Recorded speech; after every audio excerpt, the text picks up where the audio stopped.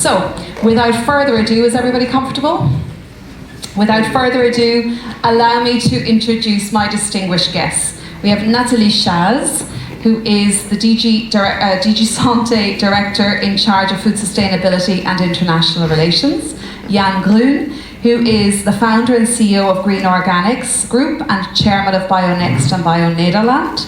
Coming from the retail perspective, we have Pierrick De Ronne, who is president of Biocoop, Beate Huber, who is president of FIBL Europe, that is the Research Institute of Organic Agriculture, and representing IFOAM Organics Europe, we have Aina Calafat, who is an organic farmer from Spain, who has many years' experience in advocacy and in project management. Ladies and gentlemen, a very warm welcome to all of my panelists.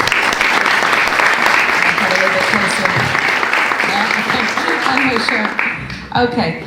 So in this session we're going to explore how the forthcoming Sustainable Food Systems Law can truly deliver on the promise of a progressive paradigm shift towards a more sustainable food system. Now Nathalie, you're to my right, so I'm going to start with you. What, in the Commission's view, are the key elements needed to transition towards this more sustainable food system, and how will this forthcoming Sustainable Food Systems Law address this?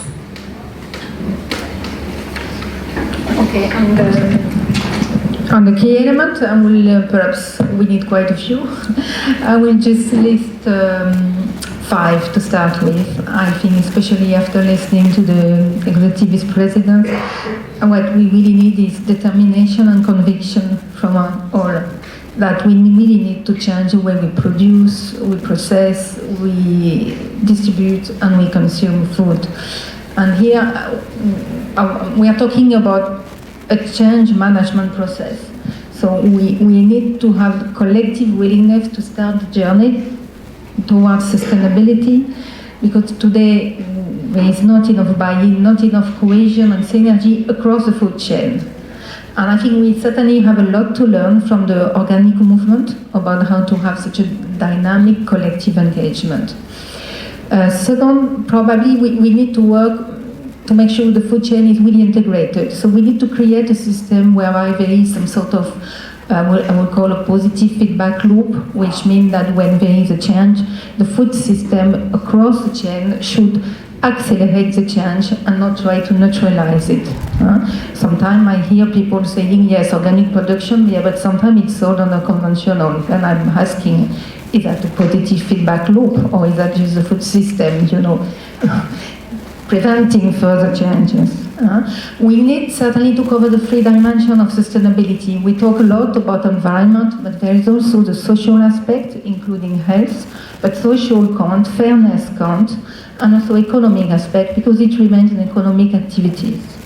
We need engagement of all actors, so not just farmers, we need everybody across the chain, but it includes also investors, advertisers, consultancy. So we need an engagement of all. And last thing I want to say, the legislation, I'll come to that, is part of the answer, but it's just a tool in the toolbox. We need a mix of regulation, but also voluntary measure, voluntary action. And that the mix, you have a bit in the action plan on farm to fork, but it's quite important because not everything will be solved via one legislation or even a few. So now turning to the law, the Sustainable Food System Law, we think that's very important, but it's something new. We've looked a bit everywhere around the world, we haven't found really a precedent. So we are building something new and it's important to make it right. We started now, you talk about impact assessment, we are doing an impact assessment for each legislation. So this is something we're doing now, it's ongoing. We have the public consultation is open until the 21st of July with a number of questions. Please do not hesitate to contribute. It's quite important for us to have inputs and views of all stakeholders. And we will do targeted stakeholder consultation as well. The aim or plan, it's just a plan, is to have the text ready second half of next year. In terms of content, we started trying to explain a little bit what we have in mind. First, there will be definition, principle, the concept of sustainability will be defined so that they can be mainstream in all of the legislation otherwise, EU and national as well, as we see. And then we're looking at the options, what we can do to promote really sustainability. So we have different kind of measures. The measures that are really mandatory, the rules, let's say.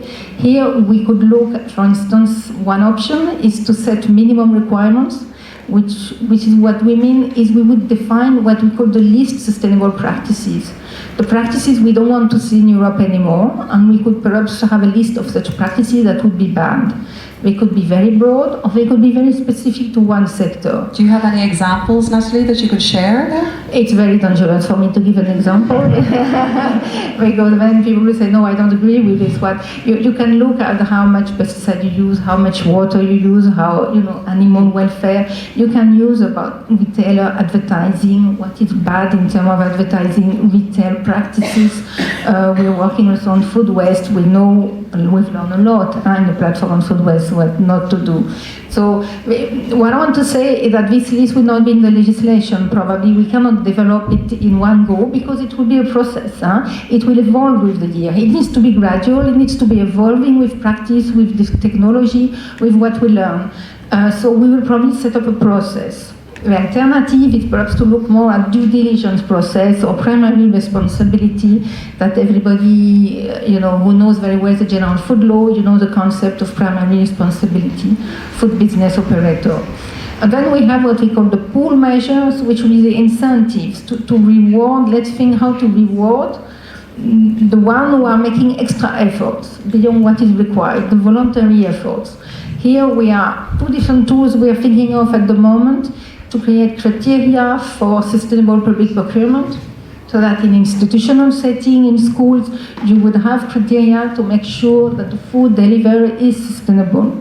And you also have the concept of labeling a label, a sustainable label, to inform consumers, to provide transparency across the food chain about the efforts made, and to convince consumers, to provide consumer with information to make the choice. Okay. Nathalie, I'm just going to, if you don't mind, cut across there and just get some reaction, if you don't mind, then from Jan. Jan, you are the founder and the owner of Green Organics. So your name suggests where you were destined to end up. What do you make of some of the points that Nathalie has made there, and what would you like to see incorporated into the Sustainable Food Systems Law?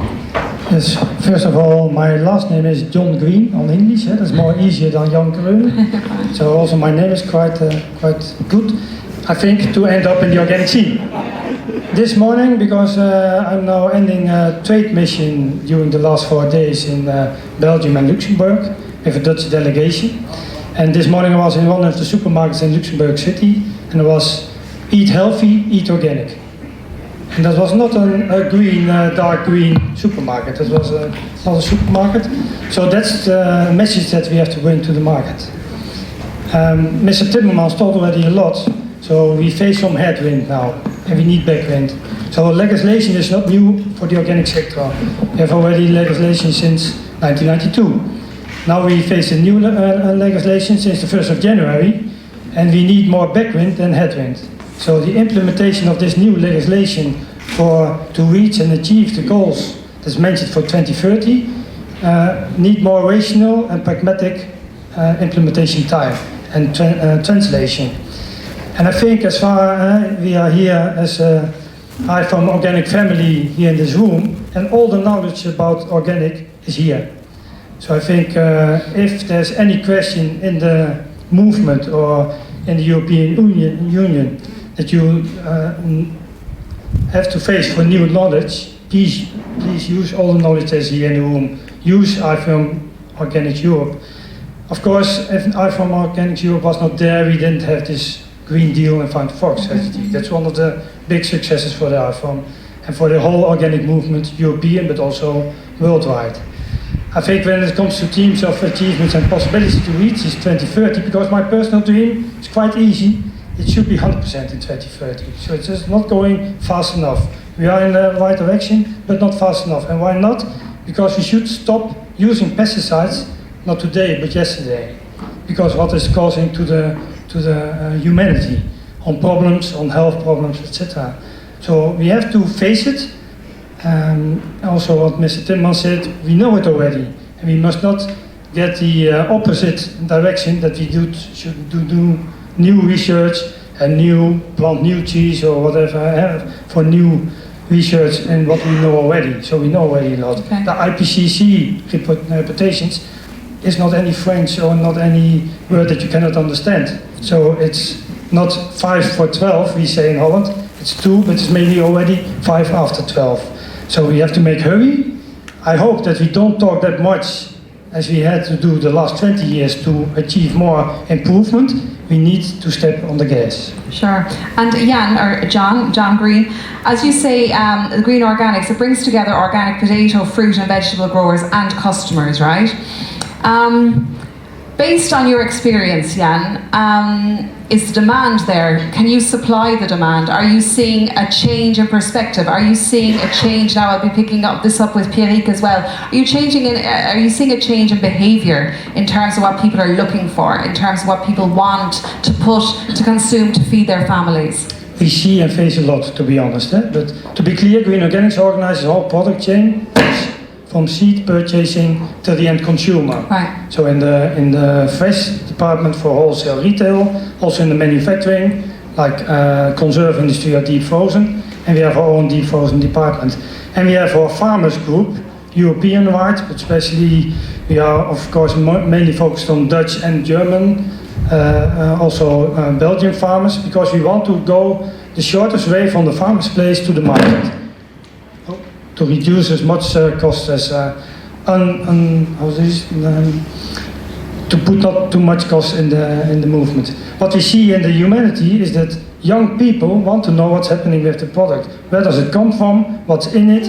And they don't want to hear an interesting marketing story. No, they want the truth, and they want to know which farmer is doing it. Mr. Timmermans told it also already. So we have the wind from the customer side, maybe in the back, not as much as we would like, because more people. I just said in my congratulations film just for this meeting that we have the challenge to make organic food available for all the people, not for people who can afford and not afford. As you say, accessibility of sustainable food, which is something Nathalie is working on. Okay, thank you, Jan. And now from the retailing perspective, Pierrick, what's been your experience from the consumer demand side? And maybe talk us through Biocoop, just for your experience in terms of going towards that target, and also just the general, I suppose, the growth of the movement, the growth of organics among consumers. I don't think it's okay. Yes, we need transparency for customers. You said that. We launched with ITAB, French Institute of Research, on alimentation, the Planet Score, and there is always a political view behind a score for customers, and it's really important to have it in the mind, because we had a test which focused only on climate change, not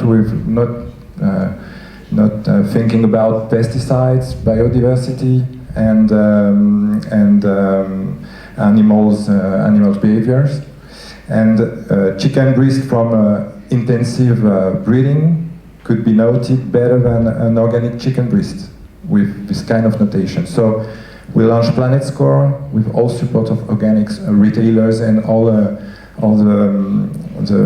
organic movement in France, and we want to improve extensive agriculture and not intensive agriculture. And consumers, it's really interesting because we questions customers about a score on pesticides, and 80% wanted it. They want a score on pesticides on the products. But we know... When you say a score on the products in terms of the pesticide... A notation, or A, B, C, D, E, I don't know, or a color, but if there is pesticides in the production by the farmers, or at least in the products. So it's really important, I think, to recognize a score that allowed people to make a good choice in the shops. And I want to talk about the price too. Right. Yeah, because this is your bread and butter. Please tell us about the price. Yeah. I think it's central. We must avoid the binary response, which is low or high price. I think the race to low price is daily for the organic market. It's normal that organic is more expensive than conventional, and we built for decades an organic ecosystem as a niche market. With necessary time, we built a complex and holistic market from farm to fork, and beyond the organic specifications, we worked on fair trade, relocation of agriculture sectors, product receipts, and creation of 100% organic actors, farmers, processors, and retailers. And we now entered in confrontation with the liberal market law. Opportunistic actors are thinking the organic sector as share of market and empty organic of its meanings today. Importation from the other side of the world, produce organic with almost slaves, and so on. So what's important for me is now I think the organic label is losing, not at all I hope, but is losing the trust, a part of the trust of consumers, with this kind of practices. So we have to recognize good practices with probably taxation too. I think it's important, taxation, and we need Europe to pick the country to go to this on this road, to reduce cost gap between conventional and organic food, and for consumers to pay the true costs. Consumers are paying twice their products in the price of the products and their taxes for pollution or. Sure.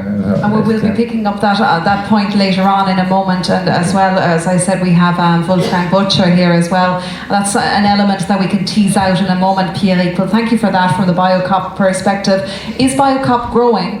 Is Biocoop growing in France? Not this year. Not this year, okay. But we're just after a difficult 2 years, I would imagine, in COVID. It's difficult because Biocoop is a cooperative, and in our cooperative, we have in the governance we have farmers, workers, and also retailers and consumers, and we are thinking of processors in our governance. So we think but now with the loss of trust in the labor, and also with the inflation and the question of price and accessibility, we are in the same. I don't know how There's to a perfect storm there, as you say. It's a perfect storm. Okay, so it's not a good year this year. Okay. No, it's not a good year. Okay, well, Pierrick, hopefully that improves. Confident. Beate, I'm just going to go to the table, and then we'll come back on the points, Ian, if you don't mind. Beate, coming from the FIBL, you recently published data about organics in Europe. Could you maybe tease out some of the details, the main findings, particularly on the growth of the sector in recent years, if you don't mind? Well, Eduardo already mentioned some of the data. I think one point which is important to understand, we have currently in the European Union 9% organic farmland.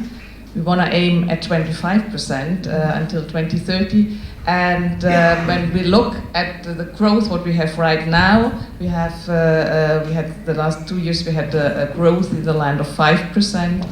If we want to achieve these 25%, then we really need a substantial increase in the power in the development. On the other side, when you look at the market there, we recently had a growth of 15%. I mean, we all know it, during Corona times, there was an increased interest by the consumers, so there was a great opportunity in that sense, not in other senses.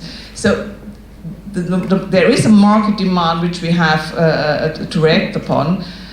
We also know, and I think that's important to understand, when we know countries like Austria with, who have a share of farmland of 22%, we have Estonia, well, Austria with 26%, sorry, Estonia with 22%, Sweden with 10%, Switzerland 17%, Italy 16%. So from all around Europe, it is possible to have a high share, and it is possible to make it. But we also have countries where it is 1% or 1.5%. So if we want to have this ambition to reach this all over the European Union, then we really have to considerably accelerate the process. And to scale up, as you say. I mean, coming from Ireland, our percentage for a country that prides itself on its agriculture and its green reputation, it's actually in the lower echelons as far as I can understand, among maybe Estonia, maybe you have the number there, Beate.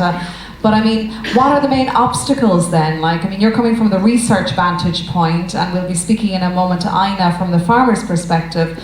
But I mean, there's different starting points here. You mentioned Austria, 26% and 9% overall average.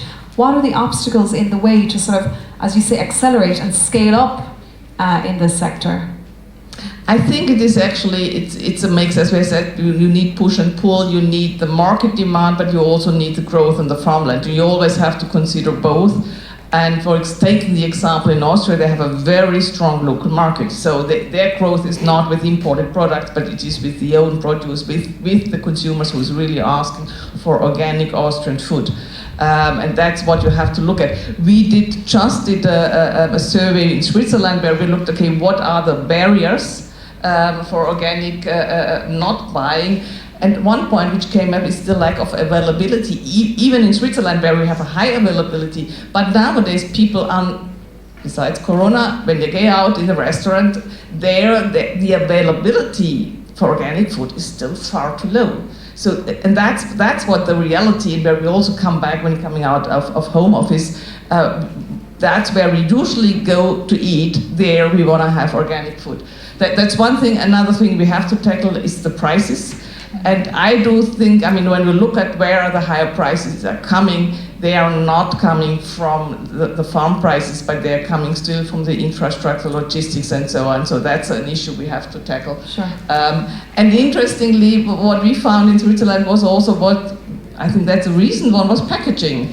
That the young consumers, they don't want fully packed food. And there we also have to see that we have to react on changing demands, because in the past we were very much looking at it has to be separated and controlled and you have to be sure. So what the retailers do, that they really nicely package all the food, but now the people say, no, we don't want packaged food. Consumer demand is changing, as you say. Yeah. As you say. And so that's something we really have to look, the demand is changing and we have to react upon it. Okay, well thank you for that, Beate. I might go to Aina now. You were nodding your head there in terms of the obstacles, the barriers. You're coming from the farmer's perspective, as I say. Maybe outline what your experience is already in the sector, and also where you'd like to see it go in the future, or where do you predict that it will go? Okay, just a small clarification. I don't know if I can be called a farmer, because I'm just a part-time farmer, because people who don't have land of our own, for us it's very difficult to access land and also to access farming rights in CAP subsidies. So for me, although I've been struggling all my life to become a full-time farmer, I'm just a part-time farmer, but I'm speaking on behalf of the organics farmers in IFOAM Organics Europe. I'm from Spain and then from the Mediterranean. I think that one of the main threats or barriers that we have is that we don't call things by their name. We call sustainable everything nowadays. We call sustainable farming using glyphosate, which we know it causes cancer, endocrine disruption, and other diseases. And we need sustainable food systems to be well defined, taking all the aspects on account, the environmental ones. Carbon fixing is one of them, but biodiversity is another one. Environmental health is another one, and also the social aspects. We need farmers to get fair wages, and we want consumers to be able to access the organic food. All consumers, we don't want organics only for an elite. We want it for everyone because it should be the right for everyone. So talking about sustainability, I think that the food production methods should be at least sustainable. Then we can go further, as Pierrick was saying, but at least it should be organic. I said sustainable. It should be at least organic, and then we can go further. But if it's not organic, it's like I think it's well proved that organics can feed our families, Europe, the world. So we should set the base at organic production. For that to grow, Beate was saying that we need more offer. We need more share of the agrarian land. We need to control better our neighbours. We need to control those that are polluting our food, that are contaminating our farms, and the precautionary measures should be taken by the conventional farmers, those who use GMOs or new breeding techniques, not by the organic farmers, because we're doing the things in the right way, and then we have to also support that extra cost. And the same for the processors or the retailers. Why do organic products have to be packaged and the conventional, because they have to coexist with conventional ones. We need harmonized criteria for the inputs we use in organic, if they are produced at home or if they are produced they are bought abroad. We need to develop control tools and control systems for the certification of organic that is simpler and doesn't make our lives even harder than it already is, because the simplification of the bureaucracy has gone for the administration, not for farmers, with a new regulation. And this is something that's increasing. And then we need a bit of a better coherence between and cooperation between all the policies that affect us. So greater policy coherence there, that's where Nathalie comes in. Aina, thank you for that. Beate, I'm just going to one point of clarity. Where do the imports come from predominantly? You said that obviously there's a shortfall in terms of production, organic production in the EU. What sort of countries are where are we receiving our organic foods from third countries then, from outside the EU? Oh wow. Do you hear me? Yeah, now. But I just need to look it up. It depends very much on the kind of produce. As you, I think we all know nowadays that a lot of grain and sunflowers came from Ukraine and Russia. That's pretty clear. We have the tropical fruits. I think when we come to the main crops, feeding stuff, we had a shift in the past. We try to get it more from the European Union, but we do have Ukraine, we have China as a supplier to some extent, and also other countries. But I have to... Sure, and as you say, it depends on the product. Sorry for putting you on the spot there. Jan, you wanted to jump in there before Aina made her points. What was your point there?